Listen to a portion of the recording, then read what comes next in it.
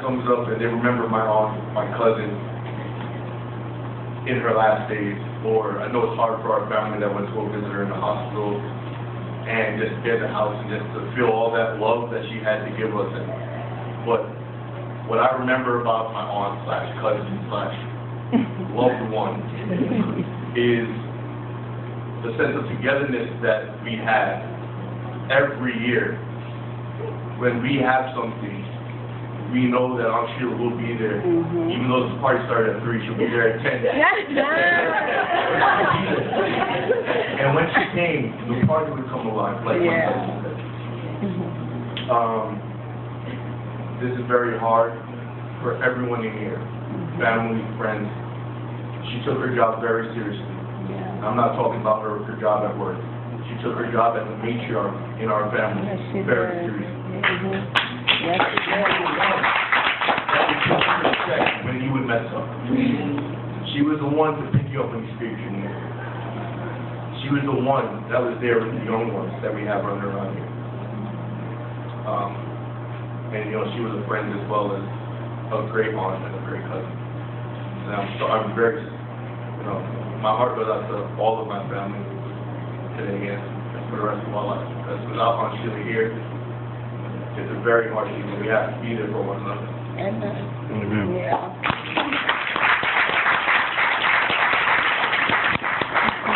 She's about to close out. I guess we want to do that.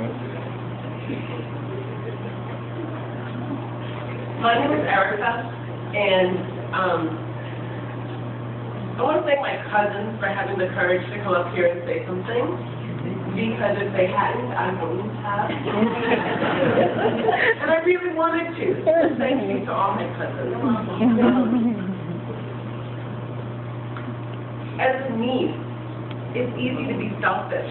It's easy for my aunt to just be my aunt, to be the person who was there that I lived with in some of the hardest times of my life. And the person who always made me cassava pone when nobody else in the family was going to eat it, but she knew I wanted it.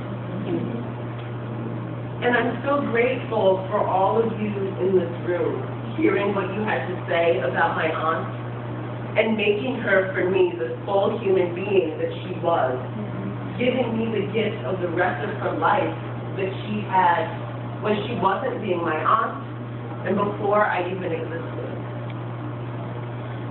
And my aunt, one of the things that was really special to me was that when my grandmother died, I didn't know how I was going to stay in touch with my family. My grandmother was the one who cooked Thanksgiving dinner. It was what we all came together around. And when she died, my aunt took up that torch in a different way. She did take her role as a matriarch really seriously. And in my aunt's death, she's given me my family back again. In the time that she was ill, I got to visit and see my family and know my family and love my family in a way that I hadn't before. And so in her living and in her dying, as hard as that dying was, she gave me my family again as a gift that I really desperately needed. And so as I look at my family, I want you to know that I'm grateful for you in my life in that way. And the last thing I'll say is that I'm a person of deep faith. Deep, deep faith. And I think we think that faith means we should know what happens next. And I'm going to confess there's some things about this death that really upset me and that I don't understand. And that I'm not going to pretend to feel good. It really upsets me.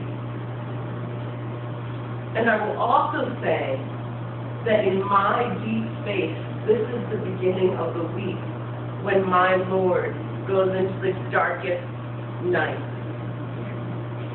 And in my faith comes out as the light that the darkness could not overcome. And so as I prepare to say goodbye to my aunt, not knowing,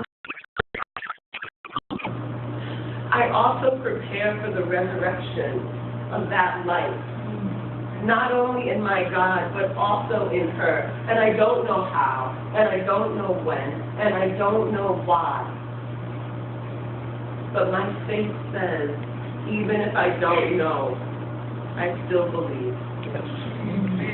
Amen. I love you all.